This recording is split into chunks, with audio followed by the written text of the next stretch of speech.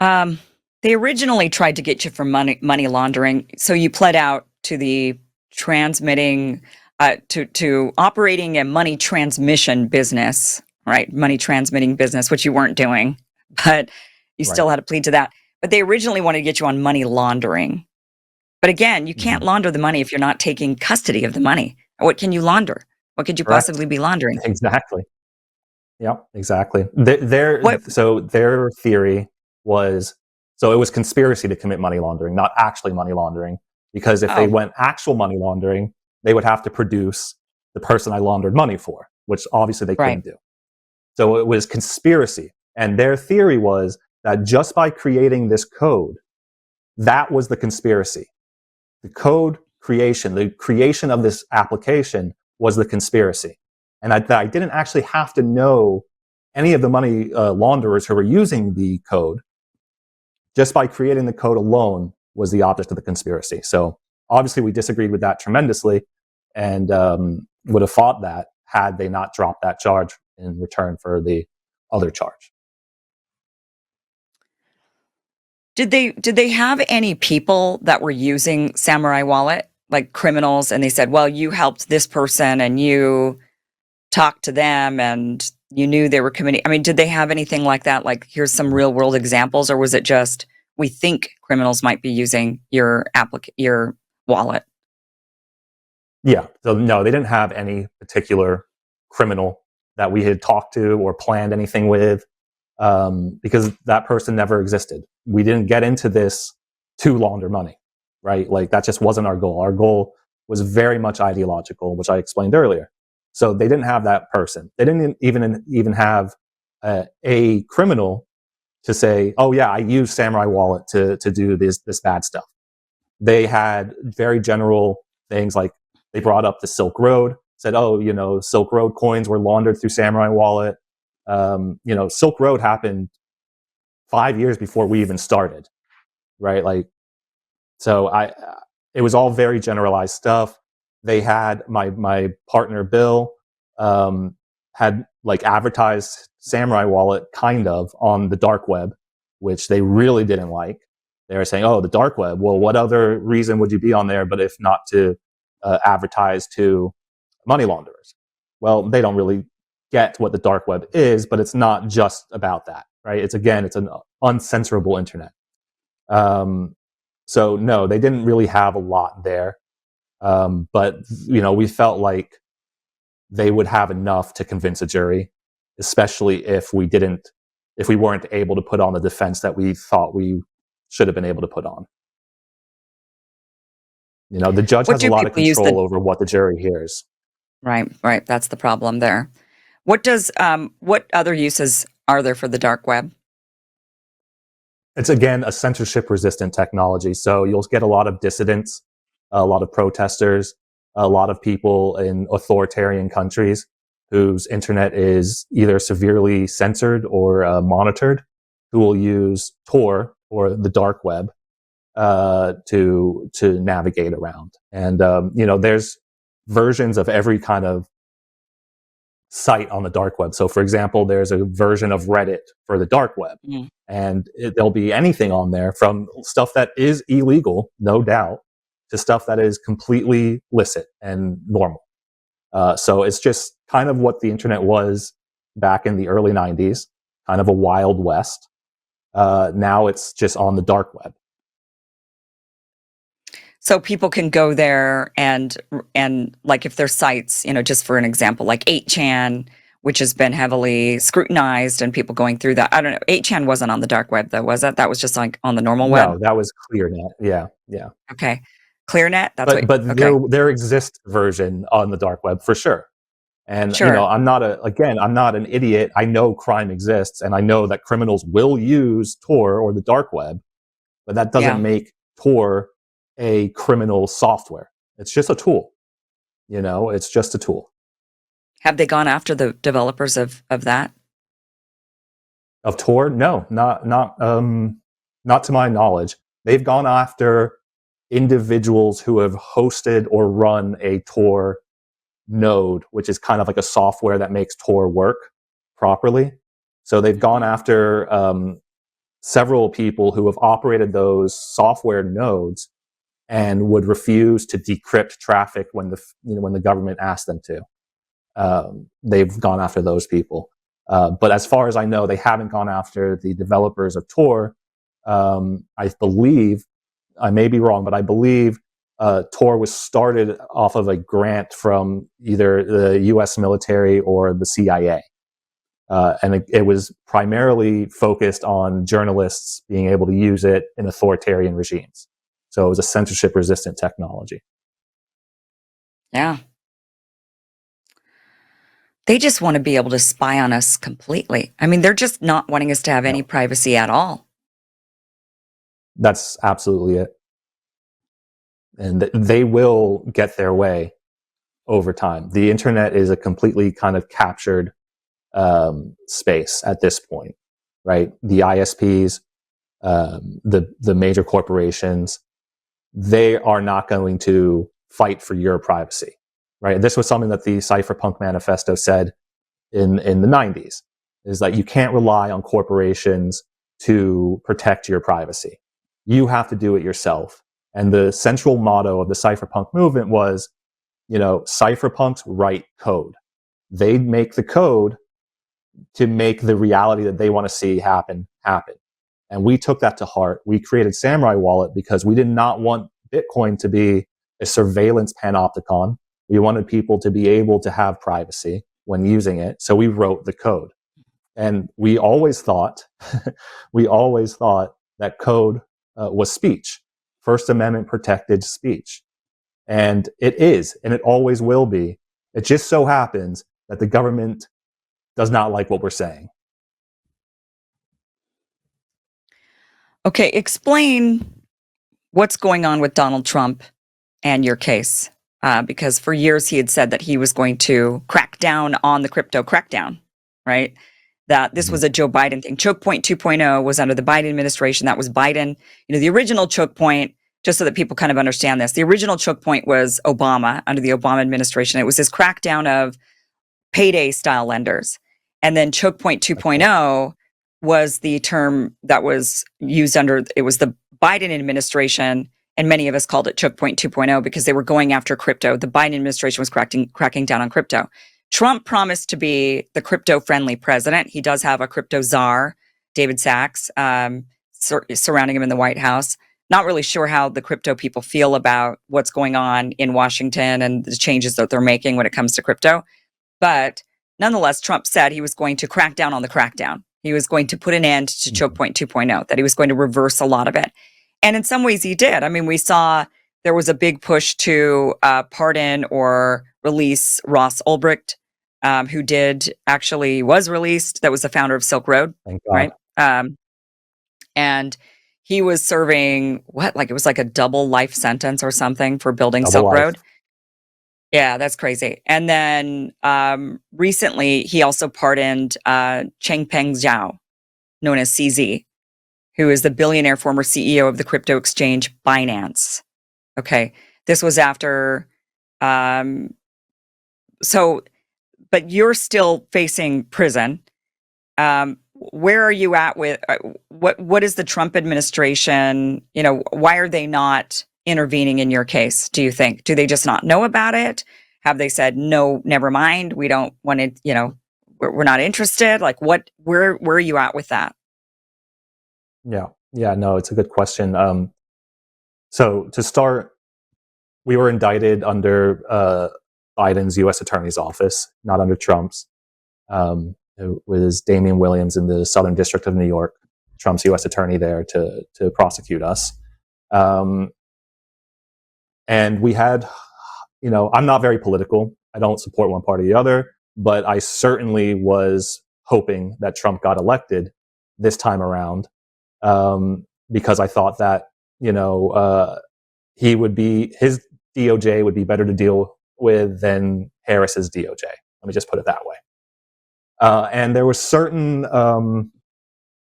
good signs coming out. So the Deputy Attorney General, Todd Blanche, he wrote a memo that essentially said, hey, the DOJ is not going to prosecute the builders of tools anymore for the crimes of their end users. We're going to go after the end users who commit the crimes. We saw that. We were like, hey, this is really good news. The SDNY in New York, that's the Southern District of New York, sorry to use an acronym. It's also known, by the way, as the Sovereign District of New York because they think they can do whatever they want, and by and large, they can and do. And leaning into that moniker, they ignored the Blanche memo. They didn't care what the Deputy Attorney General said. They said, we're going to continue on with this. So why hasn't Trump done anything? Again, I think it's just they don't know about it. I don't think we have the voice that Ross had, which through the wonderful work of his mother and his girlfriend or wife and the Libertarian Party and Angela advocating for him, it was hard for the president to ignore it. And we don't have $1 billion like CZ has. That will get the president's attention, no matter how or you look at it. So we don't have that voice and we don't have that money. So I just don't think they're aware. I think overall, President Trump is a fundamentally kind of fair guy, and I think that he understands injustice, truly. And I think if he was aware of this case and understood what was going on with it, he would see this is fundamentally unfair and contrary to justice, and hopefully would do something about it. So we're hoping to get his attention somehow. We're hoping people will sign a petition and support us in trying to get his attention. But it's a hard thing to get the president's attention. It is. Are there others in your situation that you know of? So Similar? my partner Bill is in the same situation. He's getting sentenced, and will likely have the same sentence that I have. There's a developer called Roman Storm who is facing similar charges. He actually went to trial, didn't take a deal. I don't know if they offered him a deal, but he went to trial. He got convicted of the same thing that we pled to, which is unlicensed money transmission. And there was a hung jury on conspiracy to commit money laundering. So he's going to be tried again in the Southern District. He's going through it and has been for a long time. And honestly, if I was a developer in cryptocurrency or any kind of privacy-related software, I would be very worried about operating in this country. And I would start today engaging in a reputable law firm and putting down a sizable retainer, because it's a matter of time. If you're doing anything remotely contrary to the interests of power, it's a very dangerous time. Yeah. Is there somewhere in the world where it's safer to be doing this? I don't know. I thought that the US was the safest place to do this. I thought that for a long time. Maybe that was just being naive. But I thought we had certain protections here. I thought it was a settled issue that code is First Amendment protected, that you can't be held liable for the actions of someone you've never met and didn't plan anything with. But all of that's kind of been thrown out the window. And I don't know if there's a better place or not. I think that it's probably worth trying to salvage it here. We do have the pretense of constitutional amendments and rights, even if those rights have been diluted tremendously. We at least have the pretext of it, and it's worth fighting for. Absolutely. So I want it to be here, but I don't know if it is. I agree with you. I do think that we have the mechanisms, the tools to reverse some of the tyranny that is infiltrated into our system, because we do have freedoms built into our Constitution. So we just have to fight for them. We just have to get the rulings. We have to do what we need to do in order to take that back, those basic fundamental freedoms back.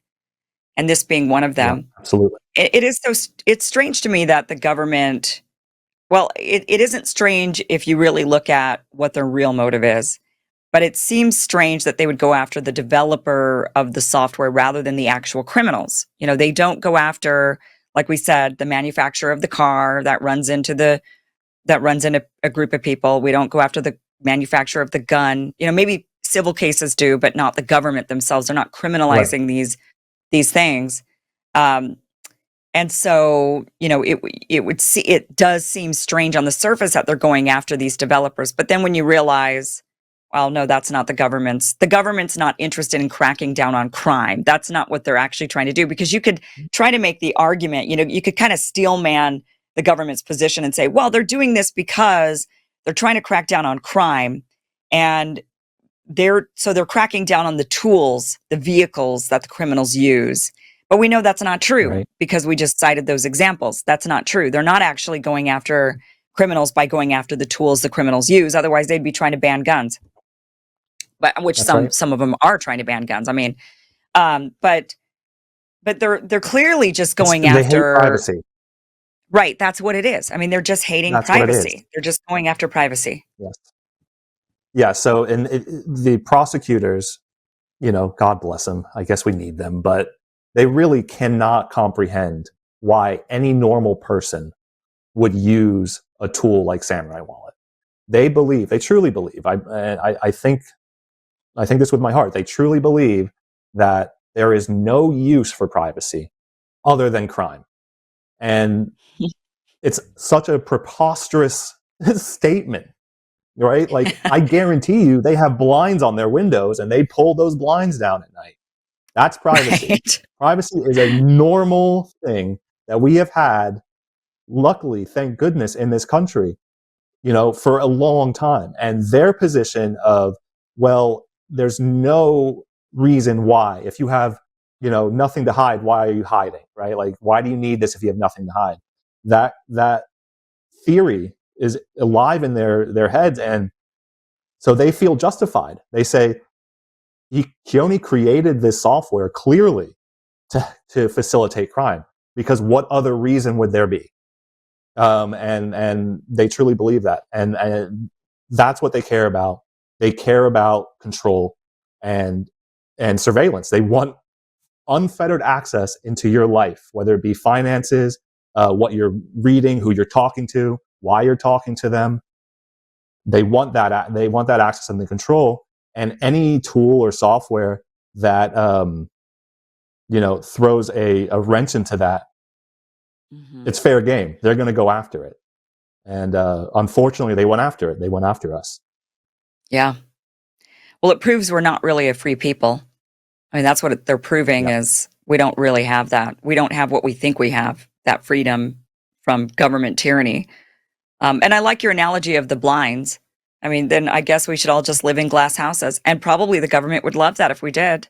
Just see what everybody's Absolutely. doing at all times. No privacy whatsoever. You don't need it unless you're committing a crime. Why do you need those curtains? That's right. Or an What are you envelope. doing Why in do you put there? your letters in an envelope? Oh, you shouldn't even do that. I Why? mean, you're right. Like this, Right. geez. Yeah. I mean, it was It's so privacy is scary so what they're essential doing. to our republic. It was put into the Constitution, right? And prosecutors hate that. And these guys, they hate it. They see, the Fourth Amendment as a roadblock to them being able to do their job. And it's just a crazy way to view the world. It's so contrary to how I view the world. I can't really understand it. But it shows that, because it is in their Constitution, that privacy has been and hopefully will always be an essential part of our identity, not just as Americans, but as humans. You need privacy fundamentally to have civilization. And it's baffling to me, that Yeah. concept that privacy equals crime. It doesn't. It's completely normal. It's a normal thing. Thank you for watching this clip from the full Kim Iverson Show, which you can catch Monday through Friday, 2 p.m. Pacific, 5 p.m. Eastern at KimIversonShow.com. It is free for you to watch. Again, 2 p.m. Pacific, 5 p.m. Eastern, KimIversonShow.com. See you there.